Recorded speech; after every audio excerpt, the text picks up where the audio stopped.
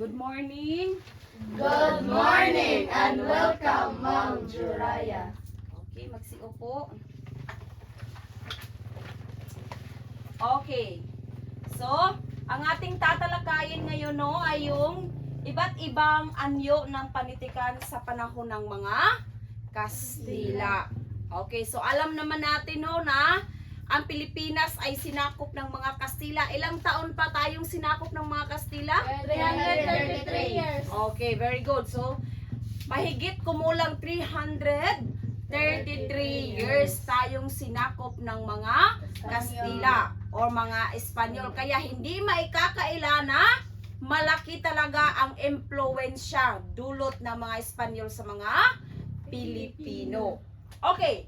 So ngayon, ang tatalakayin natin ay yung mga iba't ibang anyo ng panitikan sa panahon ng Kastila. Ano ba yung mga panitikan na uso nung panahon na tayo sinakop ng mga Kastila? Okay.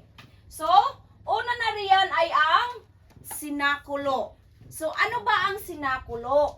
Ang sinakulo, ito ay matutunghayan ito or ipinapalabas ito tuwing mahal na araw. Alam niyo ba kung ano ang ibig sabihin ng mahal na araw? Semana Santa. Oh, so sa ating term, tinatawag itong Semana Santa. So mahal na araw, kumbaga ito'y pagpupugay mula sa kapanganakan hanggang sa kanyang kamatayan. So, ito'y pagsasadula sa buhay ni Hesus Kristo. So, para lubos ninyong maintindihan kung ano ang sinakulo, mayroon akong ipapakita sa inyo isang video. So, ito ay isang halimbawa ng sinakulo o isang sinakulo.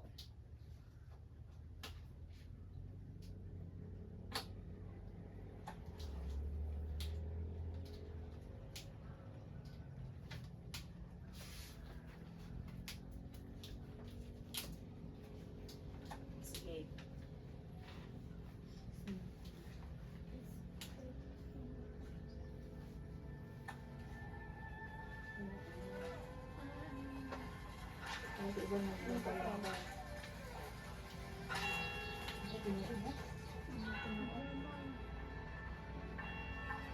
Saan ka na natulan sa'yo?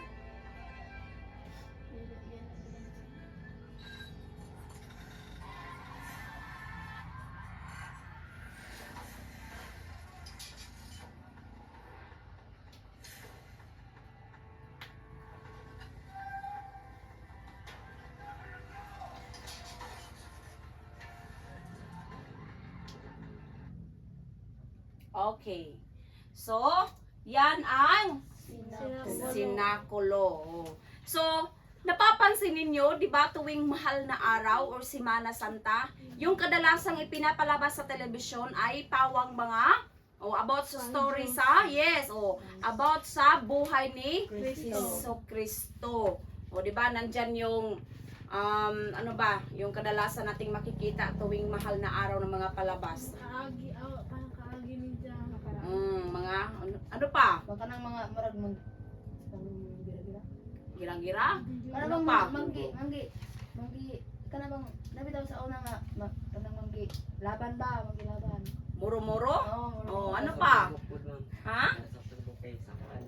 Oh, yes. Oh, so, mauna si Zay sinakulo. So, sa panahon ng pananakop ng mga Kastila, usong-uso ang panitikang ito. So, ipinapalabas ito. Kasi, di ba, alam naman natin na isa sa mga dahilan ng pagsakop ng mga Espanyol sa Pilipinas o sa mga Pilipino dahil gusto nilang ipalaganap ang pananampalatayang Kristyanismo. So sa pamamagitan ng mga sinakulo or sa sinakulo, dito nila kumbaga naging way ito or naging daan ito para lubos nilang ipakilala sa atin ang Kristyanismo. Kasi yung Kristyanismo, di ba, si Hesus Kristo ay isang Kristiyano. Okay. So, kumbaga naging ano ito sa kanila? Kumbaga mga pampalipas oras. Kasi wala pang cellphone, wala pang TV, wala pang radyo. So, ito yung kanilang mga pampalipas oras. Okay. Ikalawa.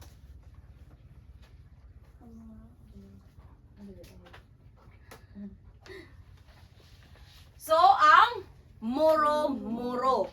So ano ba itong muro-muro? Ang muro-muro, ito'y nagtatampok ng tagumpay ng mga Kristiyano na lupigin ang mga muro. Isa itong propaganda ng simbahang Katoliko upang ipakita ang kapangyarihan at superioridad ng pananampalatayang Kristyanismo. Okay, so narito ang isang halimbawa ng muro-muro.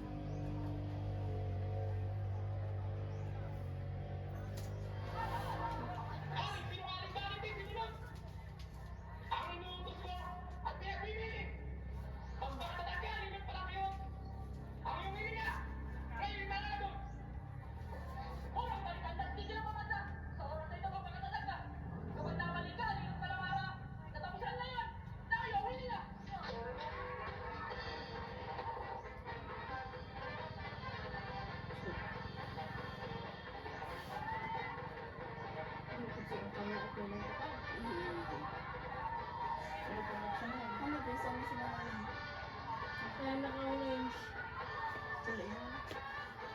Mana Christianismo, kaya naka-orange.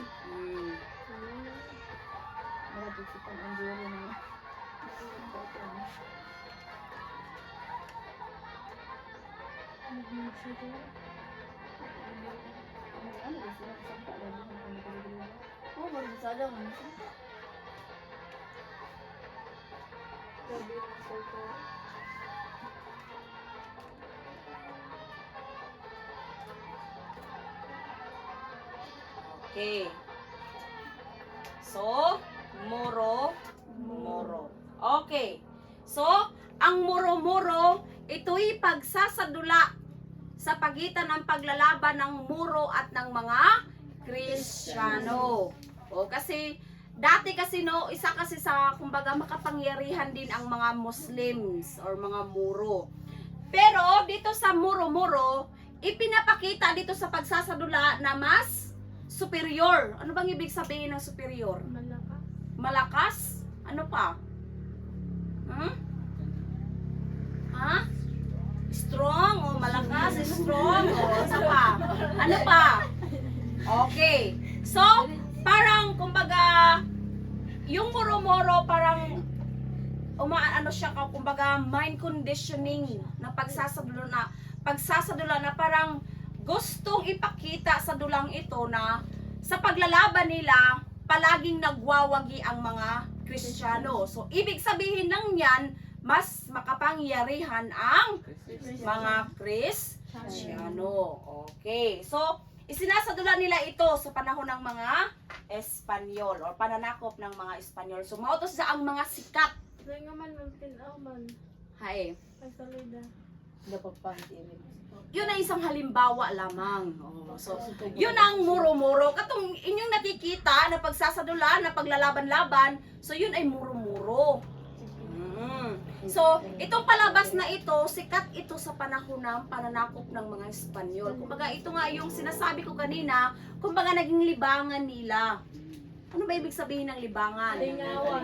Kalingawan. Kay since wala pang cellphone, wala pang TV. So ano ba yung mga naging libangan ng mga Pilipino noon? So sa panunood ng mga dula. So isa na nga rito yung muro-muro. Okay. Sunod, ano pang mga panitikan sa panahon ng sikat, sa panahon ng pananakop ng mga Kastila? Ang Flores de Mayo. So ano ba ang Flores de Mayo? Ang Flores de Mayo ay ginagawa upang dakilain ang Birheng Maria sa buong buwan ng Mayo sa pamamagitan ng pag-aalay ng bulaklak at prosesyon. Okay. So, ang Flores de Mayo, siguro sa atin dito, no, hindi tayo kasi kumbaga hindi natin ginagawa yung Flores de Mayo. Pero sa ibang lugar, ginagawa nila ang Flores de Mayo. So, sa pangalan pa lamang na Flores de Mayo, so ginagawa ito tuwing buwan ng Mayo. Kumbaga, whole month ng Mayo, nagkakaroon sila ng pag-aalay ng bulaklak kay Birheng Maria. So ginagawa nila yan araw-araw. Nagkakaroon ng prosesyon. Okay, so itong Flores de Mayo ay kasing or kahalintulad ng Santa Cruzan. Ano ba itong Santa Cruzan? Ang Santa Cruzan naman, ito'y ginagawa sa huling araw ng Mayo bilang paggunita sa pagkilala ni Constantine the Great sa Kristyanismo bilang state religion ng Roman Empire noong ika-300 after death. So sa kasalukuyan ay naging animoy beauty pageant. Ito na kinatatampukan ng mga pagparada ng mga naggagandahang dalaga at nagkikisigang binata. Okay, so mayroon akong ipapakita sa inyo ritong isang halimbawa ng Flores de Mayo. Okay. Oh, yan. Familiar ba kayo? May nasaksihan na ba kayong ganyan dito sa atin? Sa Manila. Sa Manila, o nakikita ninyo sa cellphone, nakikita ninyo sa TV. Okay. So ito ang Flores de Mayo. Or Santa Cruzan, Santa Cruzan. So, kumbaga, ang Santa Cruzan ginagawa ito sa huling araw ng Mayo. Oh, pero sa kasalukuyan, no, kumbaga sinasabi na parang naging beauty pageant na yung Santa Cruzan. Oh, by barangay. Oh. So mayroon yang mga pangalan ng mga ano diyan, yung mga naggagandahang mga babae diyan. Oh. So sikat 'yan. So noong panahon ng mga Espanyol, ginagawa nila 'yan sa panahon ng Espanyol. Hanggang ngayon, mayroon pa rin 'yan. Siguro dito sa atin sa Socorro hindi yan uso, pero sabi nyo na nga, nakikita ninyo yan sa TV. Yes, sa cellphone. Okay.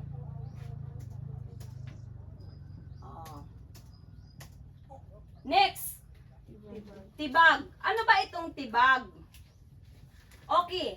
Ang tibag naman ay ginagawa o isang dula na nangyayari pa rin sa kasalukuyan.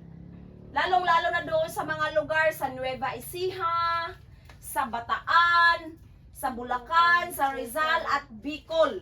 So, itong tibag, ang paksa rito ay ang paghahanap ni Santa Elena sa mahal na krus na pinagpakuan at kinamatayan ni Kristo. So, dula ito, kumbaga naghahanap si Santa Elena sa pinagpakuan ng cross ni Hesus Kristo. Okay. 6. Then, Sarsuela. So, ang Sarsuela, kilala nyo, alam nyo ba kung ano ang Sarsuela? Oh, salitan. Ang Sarsuela, ito'y kinatatampukan ng mga dulang may salita ng pag-awit, drama o katatawanan.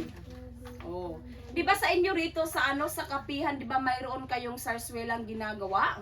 Oh, so yung sarswela kung saan mayroong nag-aawitan, mayroong kantahan, at saka mayroong sayawan.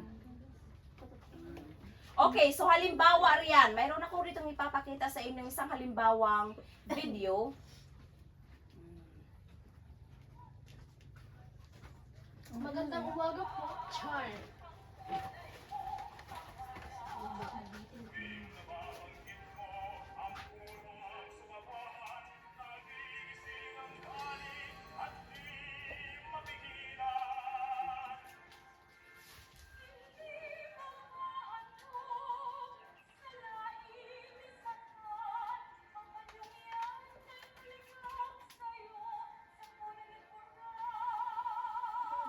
Si Maria ko. Odi.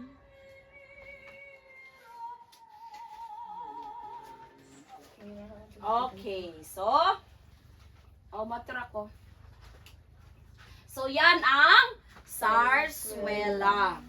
So dula kung saan mayroong salita ng kantahan, sayawan at katatawanan o di kaya ay drama. So, di ba? So, sa tingin niyo kaya niyo ba kung gagawa kayo ng ganyan? Kaya ma'am. Kaya? Ma'am, excuse me, sa patutulong unom ka lugar. Sa Tibad. Nueva Ecija, Bicol, Bulacan, Batangas. Bataan? O, Bataan, Rizal, Bataan nila, hirap po yung saan. Bicol. Okay. So, ito ang mga panitikan or mga anyo ng panitikan na kilala sa panahon ng mga Kastila. Okay, so mga katanungan. Parang wala na. Wala na? Okay. So kung wala nang katanungan, sis, mayroon kami kasing meeting. So bukas magkakaroon tayo ng pasulit. Oh, so tungkol dito sa ating tinalakay, no? Okay. So pag mayroon pa tayong time bukas, ipagpapatuloy natin ang ating talakayan. Okay, so mga katanungan, wala na? Wala na. Okay, so attendance muna. Mag-attendance ko para pod karon.